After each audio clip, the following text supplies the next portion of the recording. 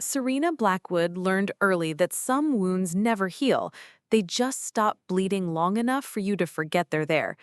She discovered this truth not in the mountains of Pakistan, where she earned her Silver Star, not during the night raid in Somalia that cost her 3 team members and a piece of her soul, but sitting across from her own sister at a coffee shop in downtown Portland, watching Rebecca's eyes glaze over with that familiar mixture of pity and disbelief.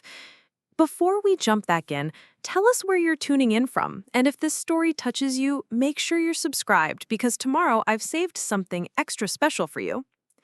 You know, Serena, Rebecca said, stirring her oat milk latte with deliberate precision, therapy might help with these elaborate stories. PTSD can manifest in so many ways.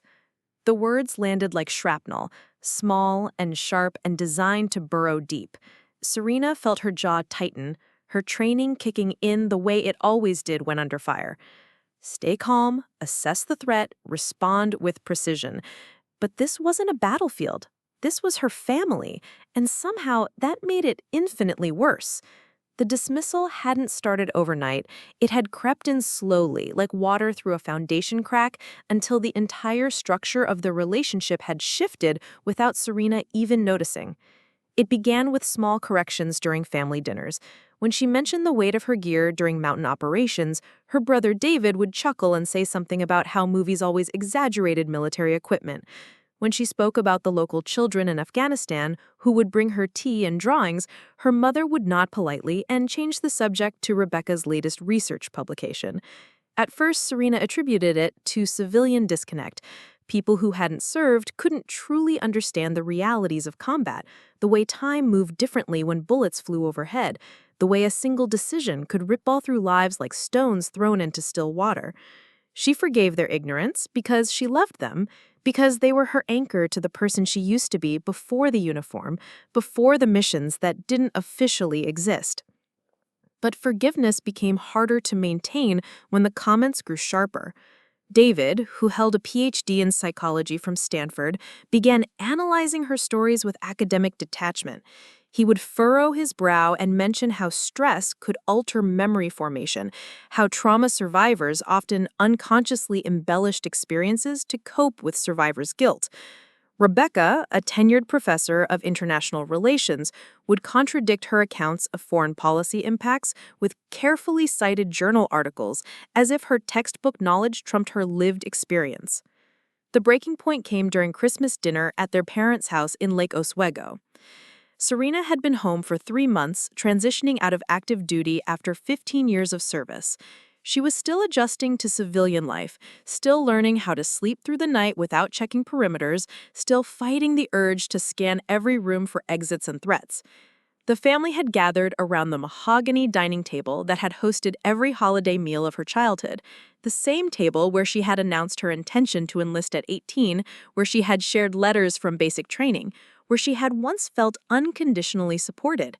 Her nephew Michael, Rebecca's 12-year-old son, had been pestering her all evening for cool war stories. Despite her family's obvious discomfort, she had finally relented and told him about the time her unit had been pinned down in a valley outside Kandahar, how they had held their position for 18 hours until air support arrived, how she had carried a wounded team member 2 miles through enemy territory to reach the extraction point.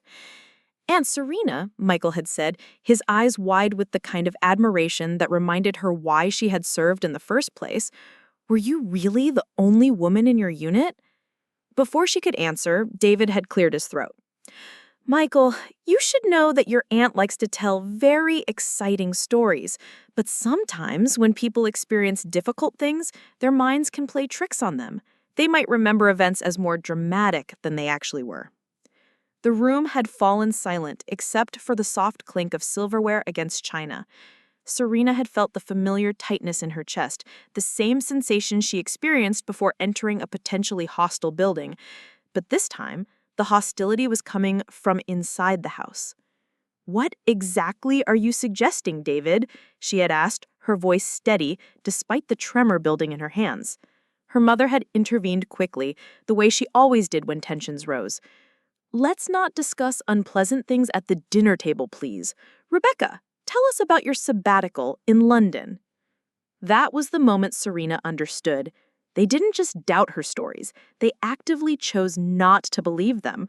Her family, the people who were supposed to know her better than anyone else, had decided that her experiences were fiction, that her service was somehow less real than their academic theories and comfortable assumptions. The weeks that followed were a masterclass in subtle erosion. Her parents would listen to her accounts with the same polite attention they gave to Michael's imaginative tales about school adventures. Rebecca would fact-check her historical references against Wikipedia articles, often correcting dates and details that Serena knew to be accurate because she had lived them. David would nod sympathetically and suggest that she might benefit from joining a veterans support group, as if her memories were symptoms that needed treatment rather than experiences that deserved respect. The doubt began to creep into Serena's own mind. Late at night, alone in the converted garage apartment her parents had offered her, she would replay conversations and wonder if she was remembering correctly. Had the firefight really lasted that long? Had she actually carried Martinez that far? The metals in her dresser drawer seemed to mock her uncertainty, pieces of metal that felt increasingly disconnected from the woman who had earned them. She stopped sharing stories altogether. When Michael asked about her time overseas, she would deflect with generic statements about helping people and working with great teams. When strangers thanked her for her service, she would smile and nod without elaborating. The silence felt safer than the constant scrutiny, even as it isolated her further from the people she loved most. The isolation deepened when Rebecca published an article in a prestigious foreign policy journal about the psychological impact of military service on women. Without naming Serena directly, the paper examined how female veterans might embellish their experiences to assert authority in male-dominated environments, how trauma could manifest as grandiose storytelling, how families should respond to what the article termed narrative inflation syndrome. Serena read the article 3 times, each pass revealing new layers of betrayal. Her sister had turned her private struggles into academic fodder, had transformed her service into a case study for professional advancement. The footnotes cited interviews with anonymous family members of female veterans, and Serena realized, with sickening clarity, that she had become the subject of her sister's research without her knowledge or consent. When she confronted Rebecca about the article, her sister's response was maddeningly clinical. "I was careful not to identify you specifically," Rebecca said. "And honestly, Serena, I think this research could help other families understand what they're dealing with. You should be grateful that I'm trying to find solutions." Grateful. As if being psychoanalyzed by her own family was a gift rather than a violation. The final straw came when David suggested that she see a psychiatrist he knew, someone who specialized in military-related adjustment disorders. He presented it as concern for her well-being, but Serena heard the subtext clearly. Her family believed she was mentally unstable, that her memories were delusions, that her identity as a decorated soldier was elaborate fiction designed to mask deeper psychological problems. She moved out of her parents' garage the next week, finding a small apartment across town. The distance was physical, but the emotional chasm had been growing for months. She stopped attending family gatherings, stopped returning calls, stopped trying to bridge the gap between her lived reality and their comfortable disbelief. The loneliness was crushing, but it was preferable to the constant invalidation. At least when she was alone, her memories belonged to her. At least in solitude, she could honor the teammates who didn't make it home, the missions that mattered, the person she had been before her family decided she was someone else entirely. Serena didn't know then that validation would come in the most unexpected form, or that her family's certainty about her supposed delusions would soon be tested in ways they never anticipated. She only knew that she was tired of fighting a war on 2 fronts, tired of defending not just her country, but her right to her own experiences. Sometimes the most dangerous enemy is the one that sleeps in your childhood bedroom and knows exactly where to aim.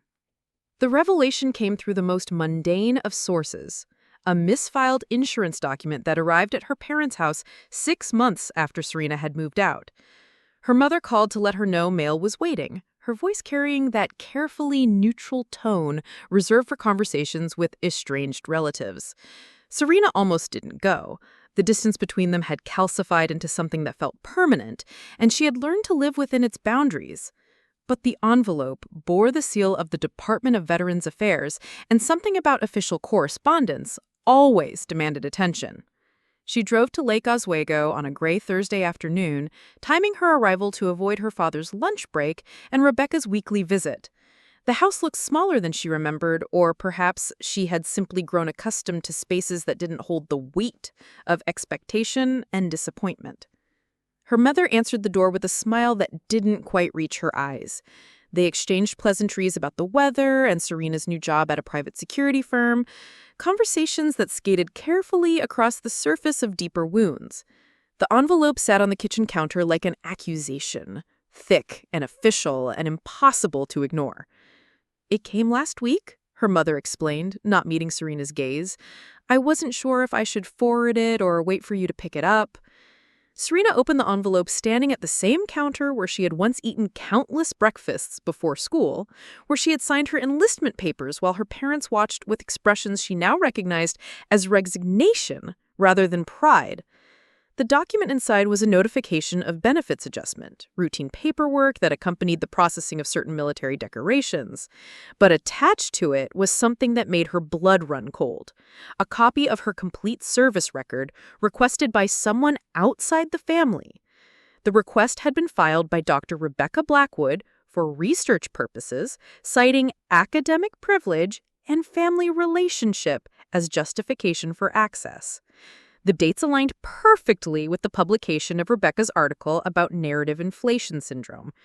Her sister had not only psychoanalyzed her experiences, but had obtained her classified military records to support her research, turning Serena's actual service history into data points for academic consumption.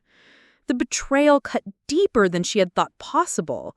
Military service records contained information that was deeply personal: details about missions, commendations, medical treatments, psychological evaluations. These were not just statistics to be mined for scholarly papers. They were the documented proof of every sacrifice Serena had made, every night she hadn't come home, every piece of herself she had left on foreign soil. She confronted Rebecca that evening, driving straight from their parents' house to her university office. The building was nearly empty at 7 p.m., the hallways echoing with her footsteps as she made her way to the third floor. Rebecca's door was ajar, warm light spilling into the corridor, and she could hear the familiar sound of fingers on keyboard that had provided the soundtrack to her entire career.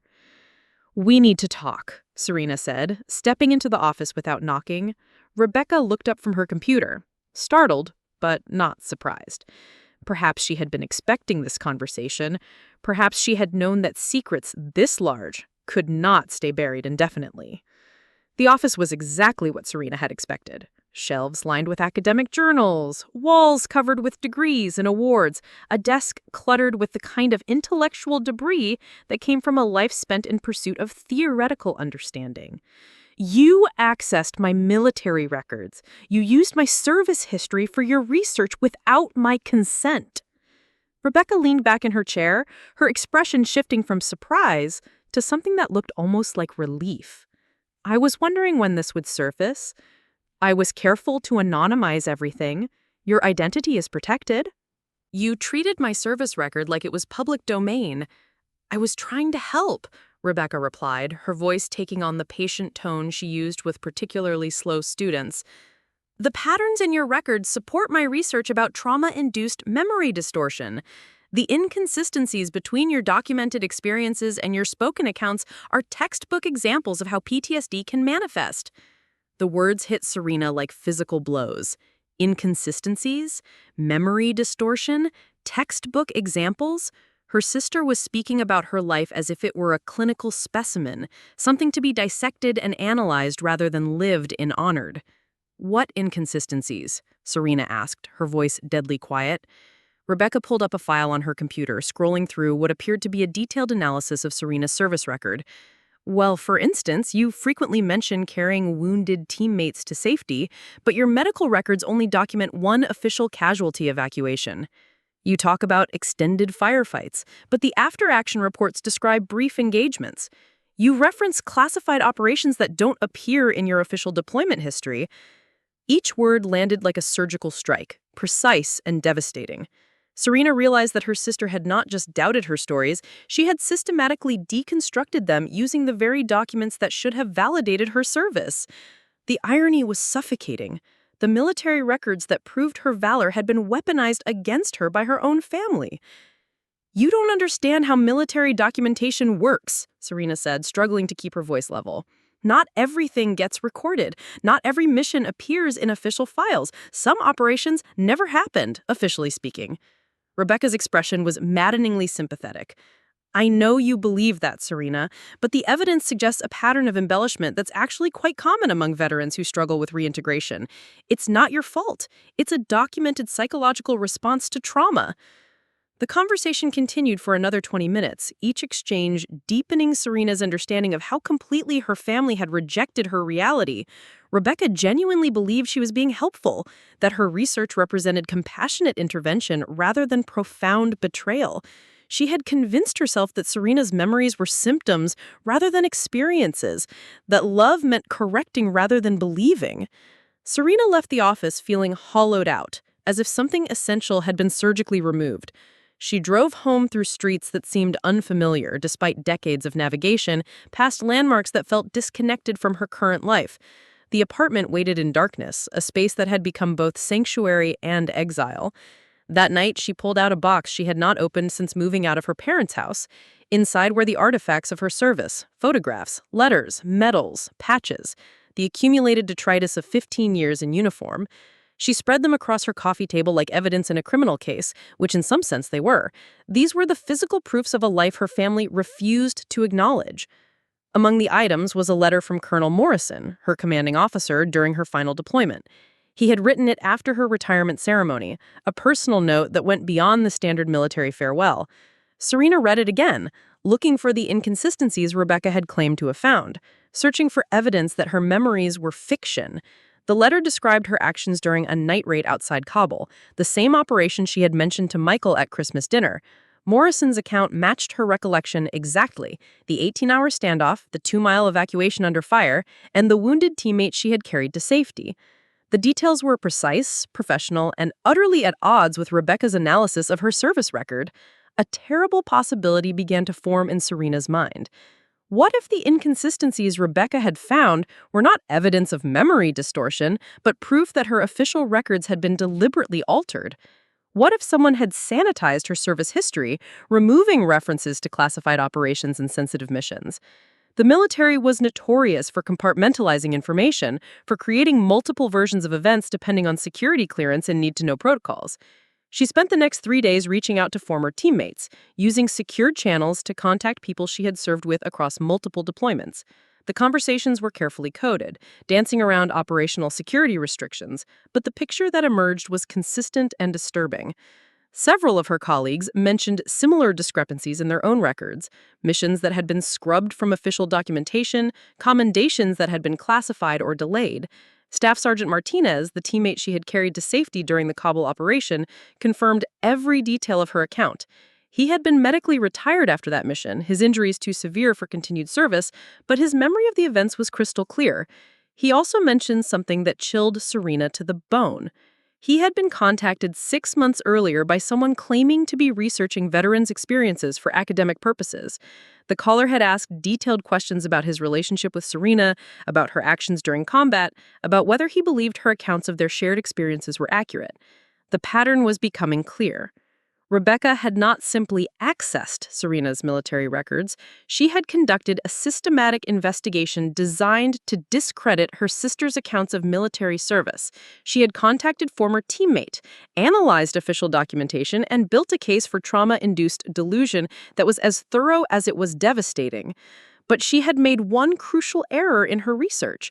She had treated military records as if they were complete and accurate representations of reality, failing to understand that the most sensitive operations often left the smallest paper trails.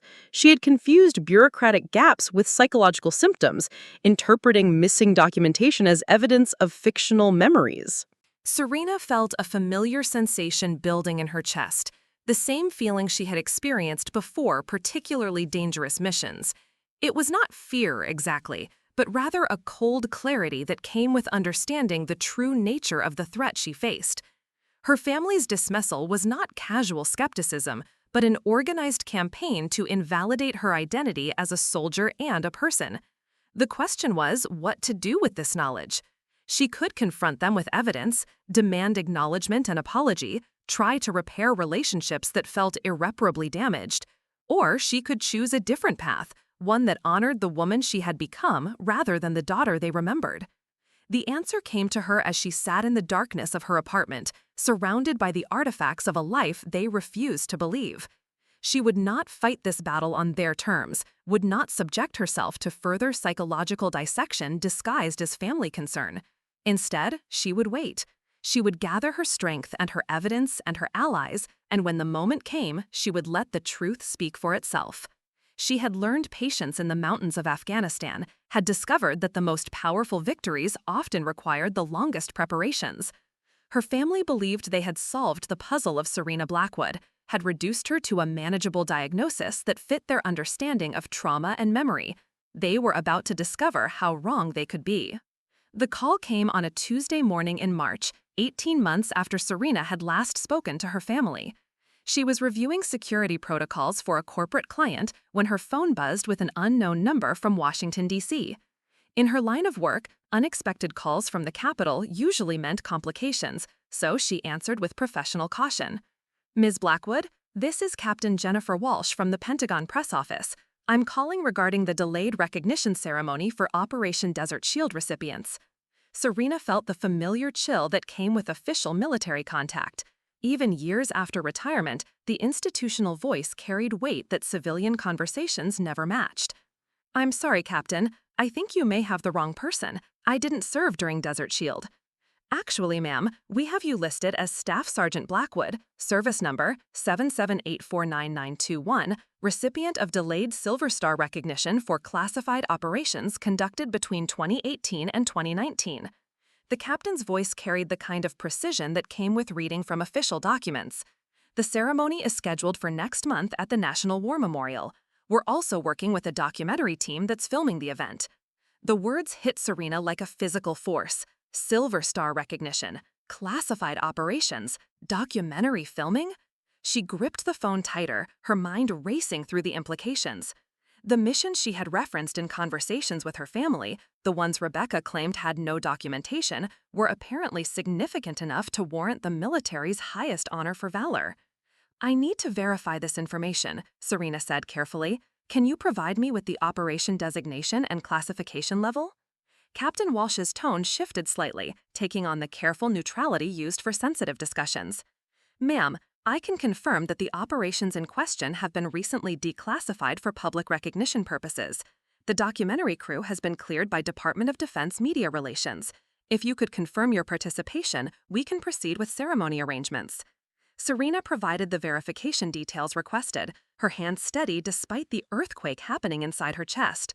The captain explained that several veterans were being honored for operations that had remained classified for national security reasons, missions that had been scrubbed from standard service records until recently. The documentary crew was part of a larger project about unsung heroes of modern conflicts, operations that had been too sensitive for public acknowledgement until diplomatic conditions allowed disclosure. After ending the call, Serena sat in the silence of her office, processing information that recontextualized everything that had happened with her family. The inconsistencies Rebecca had found in her service record were not evidence of trauma-induced fabrication. They were proof that her most significant military achievements had been deliberately hidden from standard documentation. The irony was devastating and perfect. Her sister had built an academic career partly on research suggesting that Serena's military accounts were psychological fiction. That research had been presented at conferences, published in peer-reviewed journals, and cited by other scholars studying veteran psychology. Rebecca had become a recognized expert on military-related narrative distortion, using her own sister as the primary case study. And now, the United States military was preparing to honor Serena publicly for the very missions her family claimed never happened. She called Captain Walsh back within an hour, confirming her participation in the ceremony and requesting specific details about media coverage. The documentary crew was from a respected production company that specialized in military history, and their film would be distributed through major networks and streaming platforms.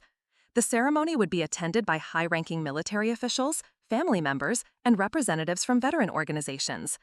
The invitation explicitly encouraged recipients to bring family members to share in the recognition. Serena stared at that line for a long time, considering possibilities that ranged from vindication to reconciliation to something far more complex than either. She decided to inform her family about the ceremony, not as an olive branch or a demand for apology, but simply as fact. If they chose to attend, they would witness the validation of everything they had dismissed. If they stayed away, their absence would speak volumes about priorities and beliefs that transcended family loyalty. The conversation with her mother was stilted and strange. Preparing and narrating this story took us a lot of time, so if you are enjoying it, subscribe to our channel. It means a lot to us. Now back to the story. Serena explained the ceremony without providing extensive details, mentioning only that she was being honored for military service and that family members were invited to attend. Her mother's response was carefully neutral, neither celebratory nor dismissive, as if she were processing information that didn't fit established categories. "I'll need to discuss this with your father and siblings," her mother said finally. "This is quite unexpected." Unexpected. The word carried layers of meaning that neither of them acknowledged directly. Unexpected because they had dismissed her service as embellished. Unexpected because official recognition contradicted their carefully constructed narrative about her psychological instability. Unexpected because it forced them to confront the possibility that they had been catastrophically wrong about fundamental aspects of her identity. Serena ended the call without pushing for commitments or explanations. She had learned to fight battles worth winning, and this particular victory would speak for itself, regardless of audience. The weeks leading up to the ceremony passed with surreal normalcy. She continued her security consulting work, maintained her exercise routine, spoke with former military colleagues who were also being honored. The strange suspension between her civilian life and her military identity felt oddly familiar, reminiscent of the psychological compartmentalization required for classified operations. 3 days before the ceremony, Rebecca called. The conversation was unlike any they had shared since childhood, stripped of academic authority and careful analysis. Rebecca's voice carried a vulnerability that Serena recognized from the little girl who used to crawl into her bed during thunderstorms. "I've been researching the ceremony," Rebecca said without preamble. "The operations they're recognizing you for? They're legitimate. High-level clearance, significant strategic impact. I found references in declassified diplomatic cables." Serena waited, allowing the silence to stretch between them. "I think I made some serious errors in my research," Rebecca continued. "I based my analysis on incomplete information. I didn't understand how military documentation works for classified operations." The admission was clinical in its precision, but Serena could hear the personal cost beneath the professional language. Rebecca had built part of her academic reputation on research that was fundamentally flawed, had presented her sister's genuine heroism as psychological pathology, had convinced their entire family to dismiss experiences that the military deemed worthy of its highest honors. "I'm planning to attend the ceremony," Rebecca said, "if that's acceptable to you." Serena considered the request carefully. Her sister's presence would add complexity to an event that already carried emotional weight beyond easy processing. But it would also provide an opportunity for Rebecca to witness the validation of everything she had dismissed, to understand the magnitude of her analytical failures. That's your choice, but understand that this isn't about family reconciliation. This is about honoring service that happened regardless of whether anyone believed it. The day of the ceremony dawned clear and cold, the kind of March morning that promised spring while delivering winter's final argument. Serena dressed in her military uniform, the fabric familiar despite years of civilian clothes. The medals felt heavier than she remembered, or perhaps she was simply more aware of their significance. The National War Memorial was already bustling with activity when she arrived. Camera crews positioned equipment while production assistants checked lighting and sound levels. Military personnel coordinated logistics with the precision that characterized all official ceremonies. Family members gathered in small clusters, many of them seeing their loved ones honored for operations they were learning about for the first time. Serena spotted her family immediately. Her parents stood near the entrance, formal and uncomfortable in clothes reserved for special occasions. David wore the expression he typically reserved for academic conferences, analytical and slightly detached. Rebecca stood apart from the group, her posture suggesting someone bracing for impact. They made eye contact across the memorial plaza, and Serena nodded acknowledgement without approaching. This was not the time for family dynamics. This was about honoring service, about validating experiences that transcended personal relationships. The documentary cameras captured everything as military officials began the ceremony. Serena listened to citations that described operations she had lived through, missions that had been classified for diplomatic and strategic reasons, actions that carried consequences far beyond the immediate tactical objectives. The language was necessarily vague, but colleagues who had served with her would recognize the references to specific locations and timeframes. When her name was called, she approached the podium with the bearing that 15 years of military service had burned into her muscle memory. The citation was read aloud, describing actions during classified operations that had prevented significant loss of civilian life and maintained strategic advantages in volatile regions. The Silver Star was pinned to her uniform by a general whose own chest displayed the accumulated hardware of a distinguished military career. The documentary cameras recorded her family's reactions as the ceremony proceeded. Her parents' faces showed a mixture of pride and confusion, the expression of people reassessing fundamental assumptions. David looked stunned, his analytical framework clearly struggling to process information that contradicted years of psychological theorizing. Rebecca's expression was unreadable, but Serena could see tears tracking down her cheeks. After the ceremony, as family members gathered for informal receptions and media interviews, Serena found herself approached by the documentary director. He was interested in her perspective on delayed recognition, on the psychological impact of having classified service finally acknowledged publicly. "There's something particularly compelling about your story," he said, reviewing notes on his tablet. "The disconnect between your documented achievements and your family's understanding of your service, it speaks to larger questions about how civilian communities process military experience." Serena realized that her family's rejection had become part of the narrative, a documented example of how misunderstanding and academic overreach could distort veteran recognition. Their skepticism was being filmed and recorded, preserved as part of a story about the complexity of honoring classified service.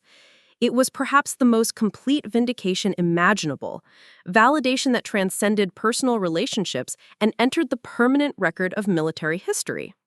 Her family would see themselves portrayed as the people who had dismissed genuine heroism, who had chosen academic theory over lived experience, who had forced a decorated veteran to prove her worth to the people who should have believed her unconditionally.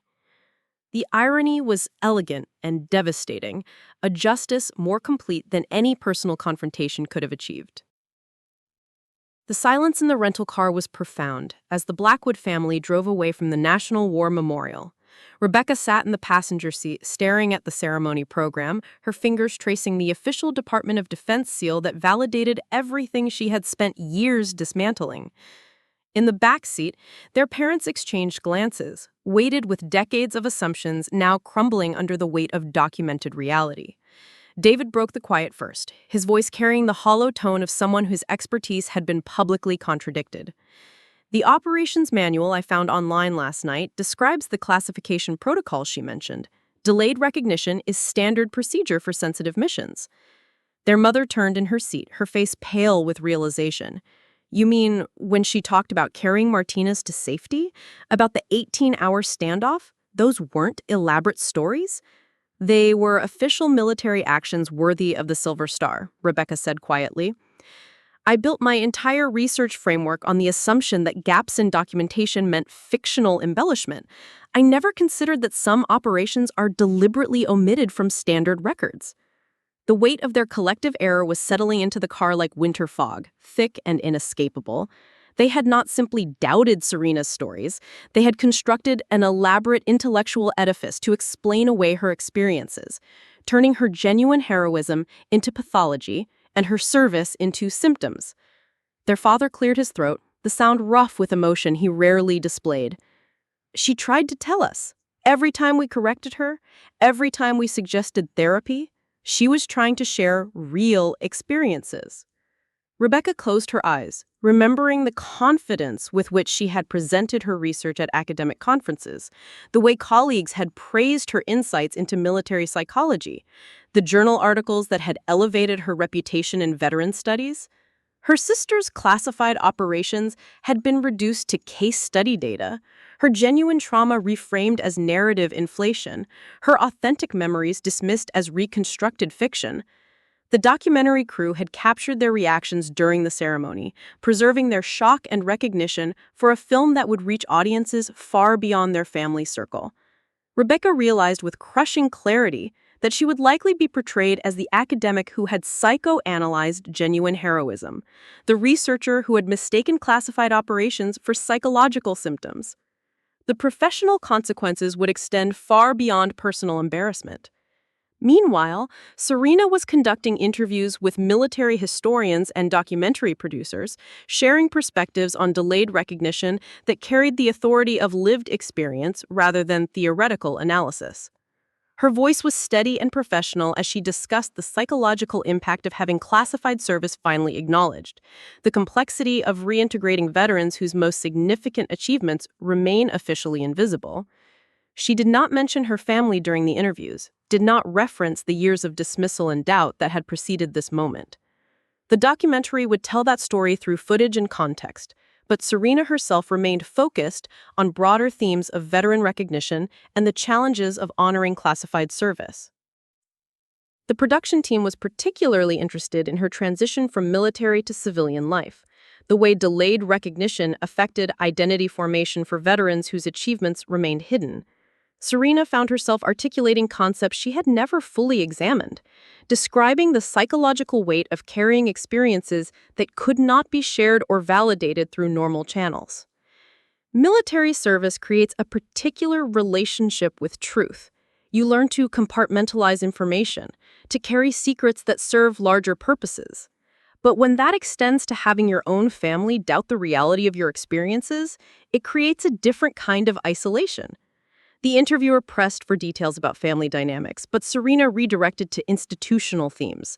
Her vindication did not require personal retribution, and she had learned long ago that some victories speak most powerfully through restraint rather than elaboration. In the weeks following the ceremony, the family attempted various forms of reconciliation. David sent carefully worded emails acknowledging his errors in psychological assessment, offering professional apologies that felt rehearsed and clinical. Their parents left voicemails expressing pride and confusion in equal measure, struggling to reconcile their perception of Serena with documented evidence of her achievements. Rebecca's approach was characteristically systematic. She requested meetings to discuss her research methodology, to understand where her analysis had failed and how her academic framework had produced such fundamentally flawed conclusions. She seemed driven by intellectual curiosity as much as personal remorse, treating her errors as data points to be analyzed rather than relationship damage to be repaired. Serena agreed to meet with Rebecca at a neutral location, a coffee shop near the university where academic conversations felt natural. They sat across from each other with the careful formality of former intimates navigating new boundaries, each aware that their relationship had been fundamentally altered by years of systematic dismissal and recent vindication. "I've been reviewing my entire research methodology," Rebecca said without preamble. "The assumptions I made about military documentation were not just wrong, they were professionally negligent. I treated absence of evidence as evidence of absence." Serena nodded acknowledgement without offering absolution. The academic framework that had dismantled her experiences was not easily rebuilt through intellectual recognition of error. "I want to publish a correction, a full retraction of my previous research with an analysis of how civilian academics can misinterpret military experience. I think it could help prevent similar errors." The offer was generous in its scope, and devastating in its implications. Rebecca was proposing to destroy her own research reputation to correct the record about her sister's service, to transform her academic career from one built on dismissing veteran experience to one focused on understanding the complexity of classified operations and delayed recognition. Serena considered the proposal carefully. Professional vindication through academic channels would complete a circle that began with scholarly dismissal, but it would also perpetuate a dynamic where her experiences required external validation to be considered legitimate. "Your research errors are not my responsibility to correct," Serena said finally. And my service doesn't require academic endorsement to be real.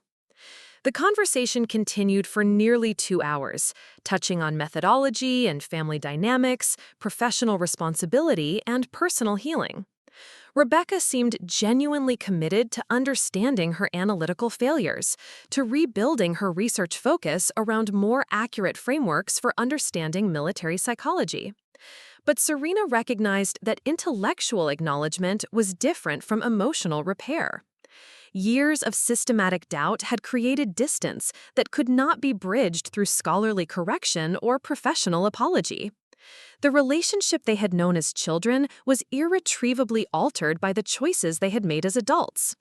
The documentary aired 6 months later to critical acclaim and substantial viewership. The film explored themes of delayed recognition and civilian understanding of military service, using multiple veteran stories to illustrate the complexity of honoring classified operations.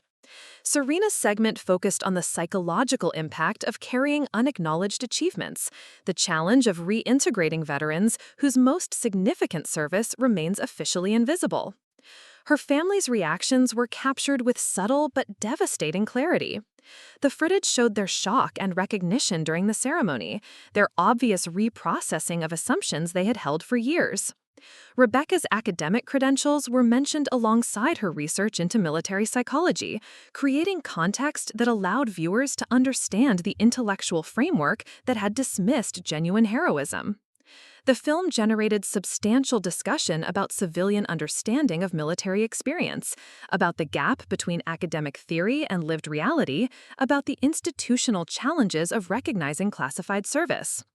Serena found herself invited to speak at conferences and universities, sharing insights about veteran reintegration that carried the authority of both personal experience and professional validation. She built a new career around veteran advocacy, focusing particularly on cases where classified service created barriers to recognition and support.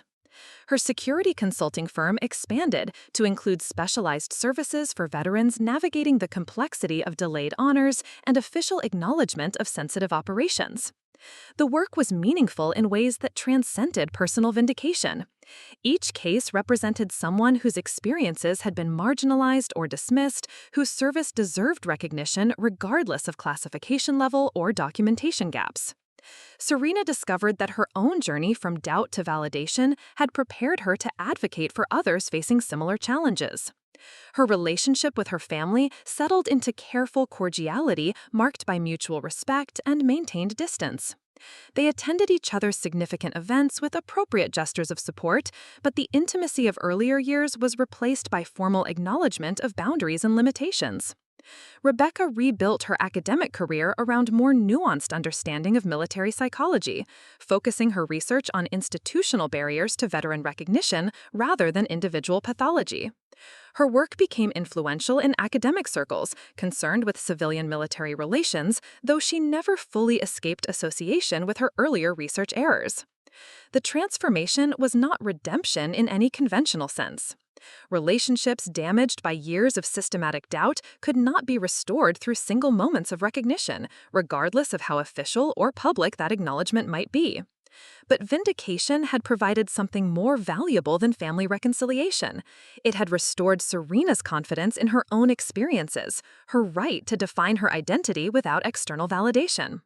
Standing in her office years later, surrounded by awards and recognition from veteran organizations, Serena reflected on the journey from dismissed stories to documented heroism. The Silver Star sat in a place of honor, but the real victory was more subtle and more complete. She no longer needed anyone to believe her experiences to know they were real. She had learned to carry her truth independent of audience, to honor her service regardless of recognition. The war stories her family had dismissed as lies were now part of the official record, preserved in military archives and documentary footage for future generations to study and honor. But more importantly, they belonged to her again, reclaimed from the academic theories and family doubts that had tried to reshape them into something more manageable and less true. Some battles are fought with weapons and strategy. Others are fought with patience and documentation and the quiet confidence that truth eventually surfaces, regardless of how deeply it has been buried. Serena had learned to fight both kinds of wars, and in the end, she had won the only victory that truly mattered, the right to own her own story. 5 years had passed since the National War Memorial Ceremony, and Serena Blackwood stood before a classroom of graduate students at Georgetown University, delivering a guest lecture on veteran reintegration and institutional memory. The irony was not lost on her that she now occupied academic spaces similar to those where her sister had once theorized about her psychological state. But Serena's presence here carried different weight, built on lived experience rather than clinical analysis.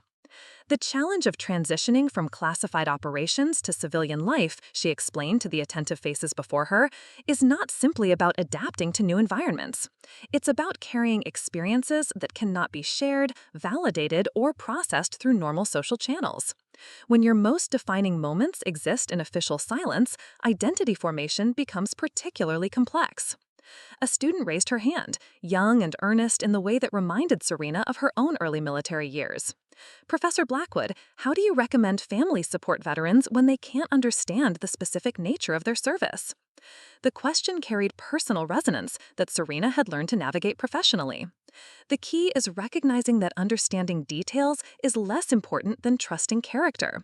When someone has demonstrated integrity and service over years or decades, the absence of specific information should not override that established pattern of reliability.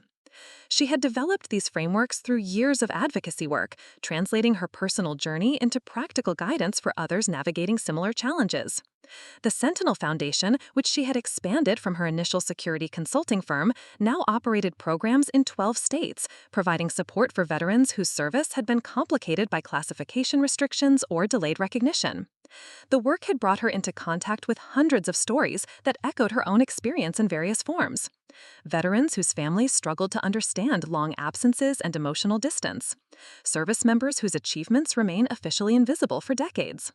Military personnel whose transition to civilian life was complicated by the inability to discuss their most meaningful professional experiences.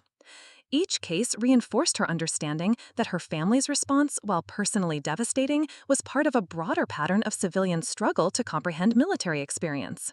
The gap between theoretical knowledge and lived reality created space for misunderstanding that could fracture relationships and invalidate genuine sacrifice. After the lecture, Serena walked across the campus toward the parking structure. Georgetown's prac pace were crowded with undergraduates hurrying between classes, their conversations mixing academic concerns with social planning in the carefree way that belonged to people whose primary responsibilities involved syllabi and social calendars. Her phone buzzed with a text from Colonel Morrison, now retired and serving as a consultant for the documentary's follow-up project. The original film had generated enough interest to warrant a series exploring different aspects of veteran experience, and Morrison was helping coordinate military cooperation for the expanded production. Production meeting tomorrow at 1400. They want to discuss the family dynamic segment in more detail. Your input would be valuable. Serena considered the request as she navigated evening traffic toward her home in Arlington. The documentary series was examining how delayed recognition affected not just veterans, but their entire family systems, exploring the ripple effects of official secrecy on personal relationships. Her story had become a case study in how misunderstanding could escalate into systematic dismissal, but the producers were interested in longer-term outcomes and recovery processes. Her relationship with her original family had evolved into something more complex than simple reconciliation or permanent estrangement. They maintained contact through occasional dinners and holiday gatherings, interactions marked by careful politeness and unspoken boundaries. The easy intimacy of childhood had been replaced by formal respect, relationships that acknowledged shared history while accepting fundamental changes in understanding and trust.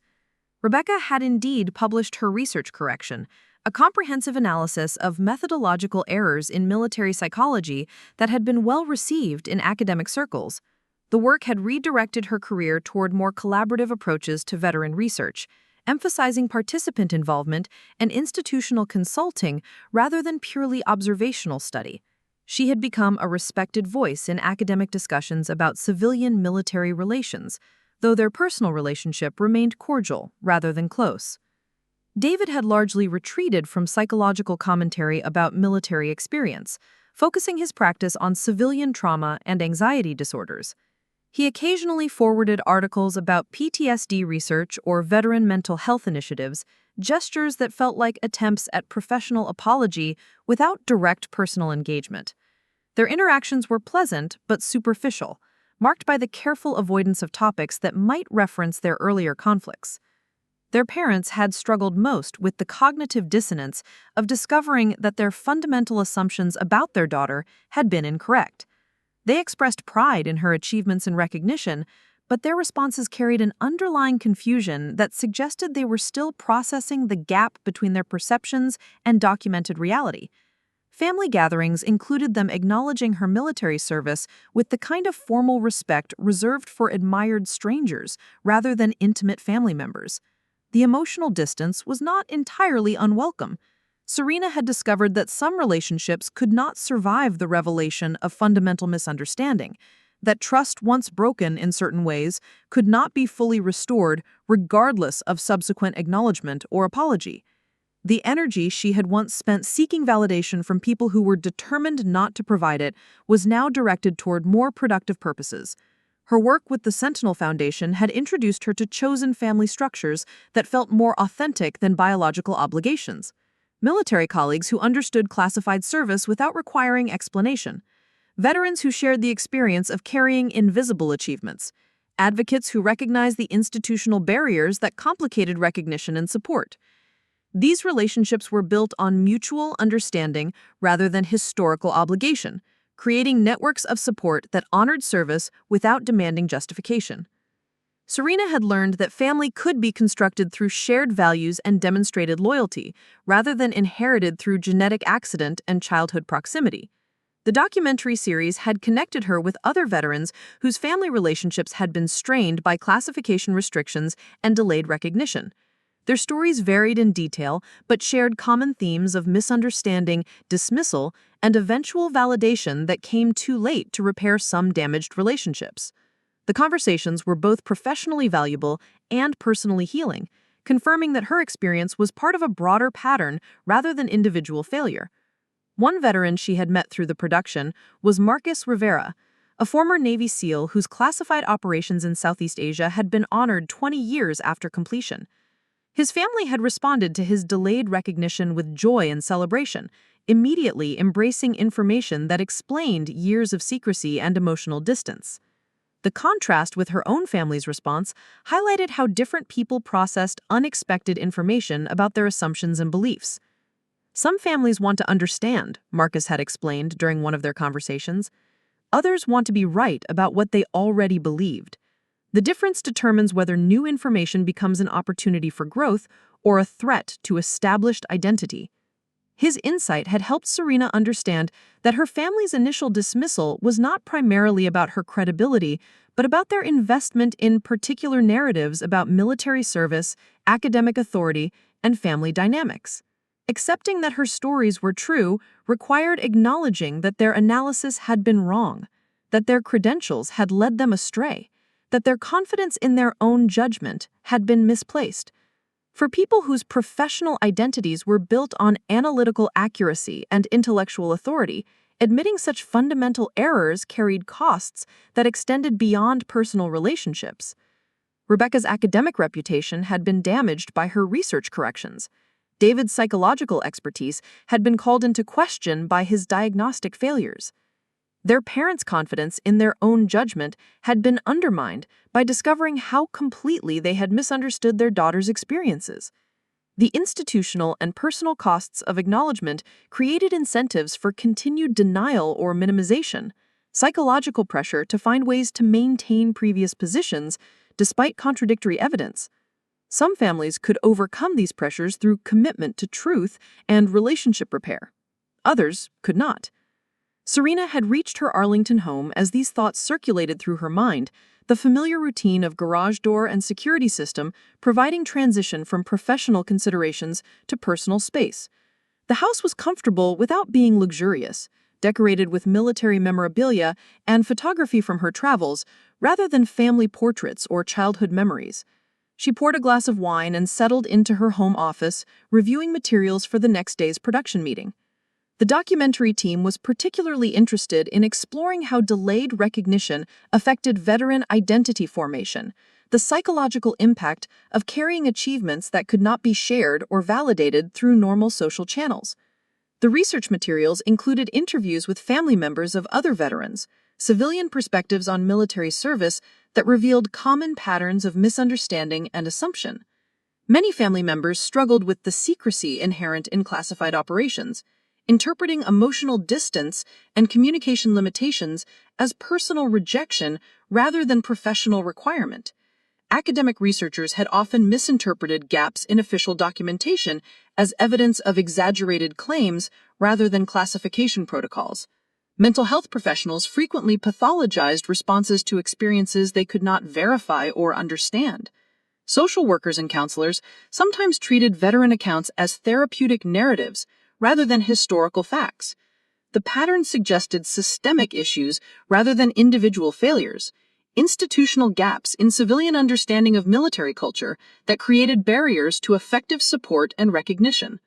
The documentary series was exploring these broader themes while using individual stories to illustrate human impact and personal consequences. Serena's phone rang as she reviewed interview transcripts. The caller ID showed Martina's number. Staff Sergeant Martinez had become a close friend since their reconnection during her investigation into Rebecca's research. Their shared experience of the Kabul operation creating bonds that transcended standard military hierarchy. "Evening, Blackwood. I've been thinking about your question regarding family dynamics and delayed recognition," Martinez said, without preamble, his voice carrying the directness that characterized their friendship. "I had coffee with my sister today, and she mentioned something that might be relevant to your documentary project." Martinez's family had responded positively to his eventual recognition, but his sister was a social worker who had professional experience with veteran families struggling with classification restrictions and delayed acknowledgement. Her insights provided civilian perspective informed by professional knowledge rather than academic theory.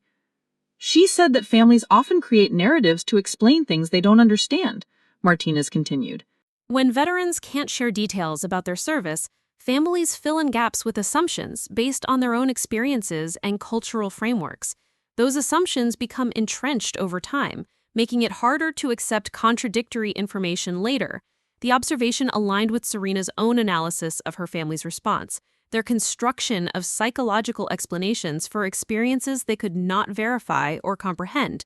The narrative of trauma-induced exaggeration had provided a framework for understanding her stories that preserved their confidence in their own analytical abilities while dismissing information that challenged their assumptions. Her recommendation is that the documentary include segments about narrative formation in families, Martinez added, how assumptions develop and why some people can adapt to new information while others cannot. She thinks it would help viewers understand that these conflicts are often about psychological investment in particular interpretations rather than factual disputes. Serena made notes as they talked, recognizing the value of including systematic analysis alongside personal stories. The documentary could serve educational purposes beyond entertainment, providing frameworks for understanding family dynamics that might help other veterans and their families navigate similar challenges. After ending the call with Martinez, Serena spent the evening preparing materials for the production meeting, organizing her thoughts about family dynamics and institutional barriers into coherent themes that could be translated into compelling television programming. The work required balancing personal disclosure with professional objectives, sharing enough authentic detail to create emotional connection while maintaining boundaries around private experiences. The next morning brought news that would complicate those preparations. Rebecca had published a new research paper about delayed military recognition and family psychology, work that specifically referenced Serena's story as a case study in successful institutional correction of classification errors. The paper was professionally written and academically sound, but it positioned Rebecca as an expert on veteran family dynamics based partly on her experience with her sister's case. Serena read the paper with mixed feelings.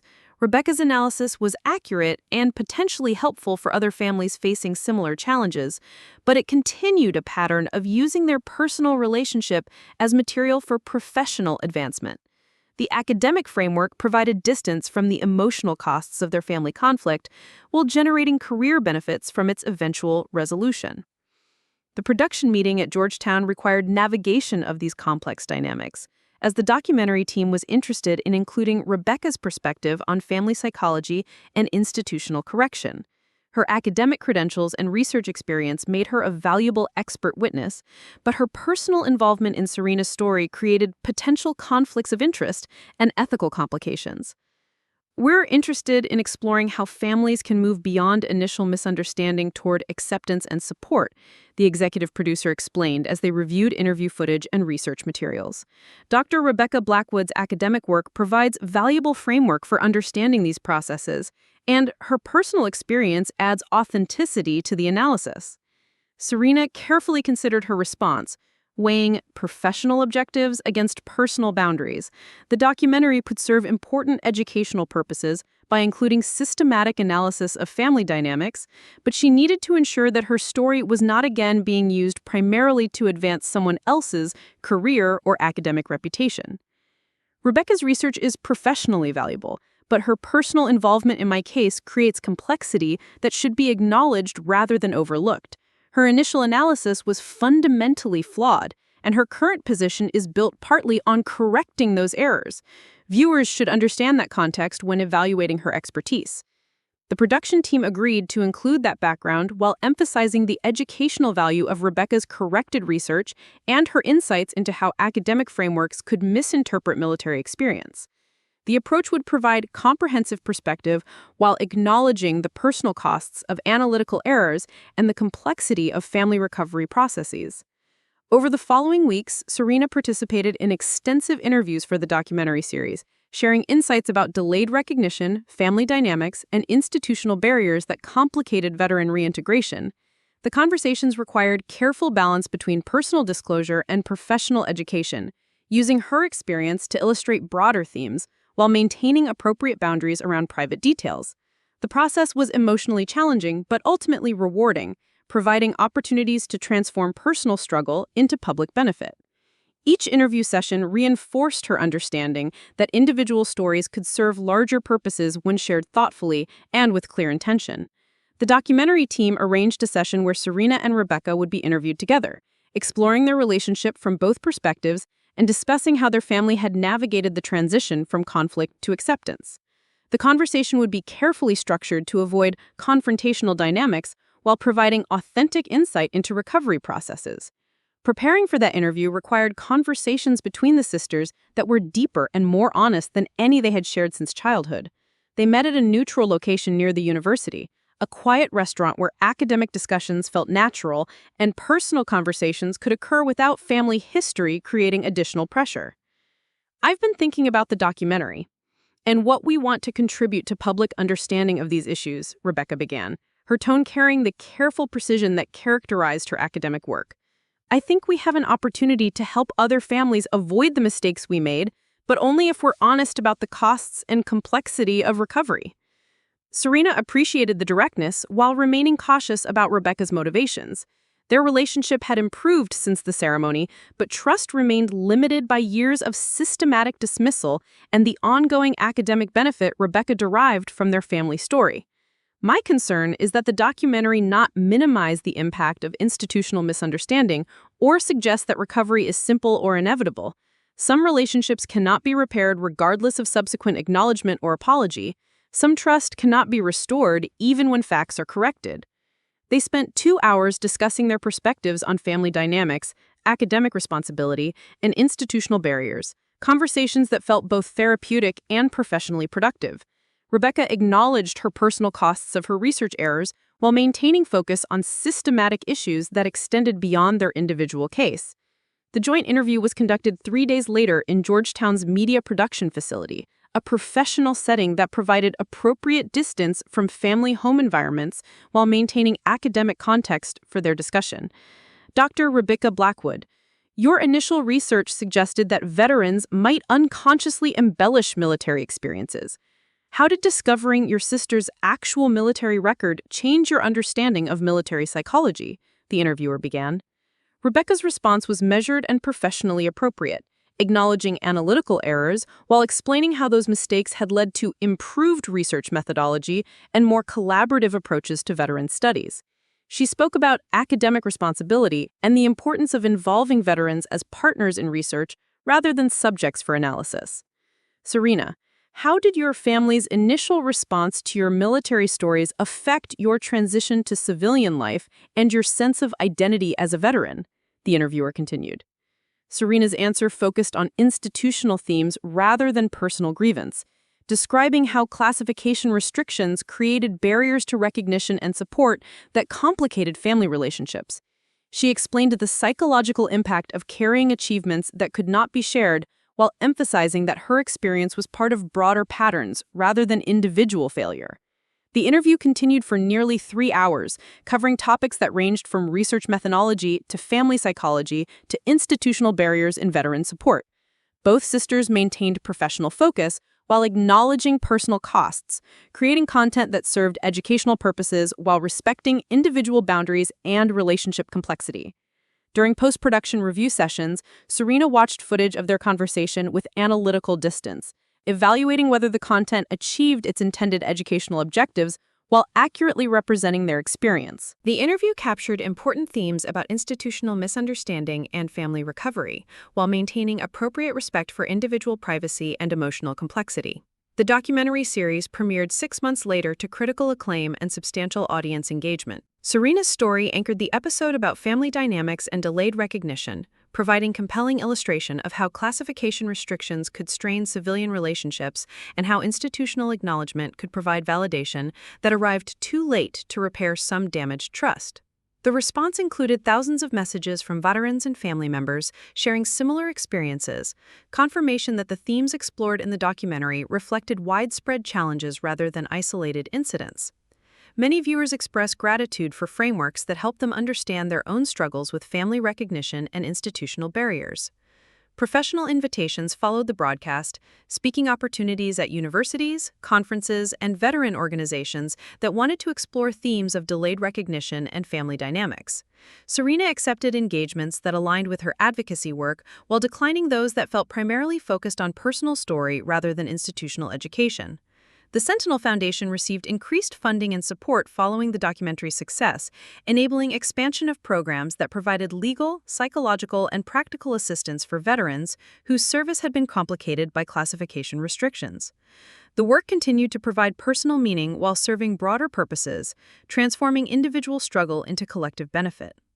Rebecca's career had been similarly enhanced by the documentary and her subsequent research into institutional barriers in veteran support. She had become a respected voice in academic discussions about civilian-military relations while maintaining appropriate acknowledgement of her earlier errors and their personal costs. Their relationship settled into patterns that acknowledged both professional collaboration and personal limitations. Interactions marked by mutual respect for boundaries and realistic expectations about recovery possibilities.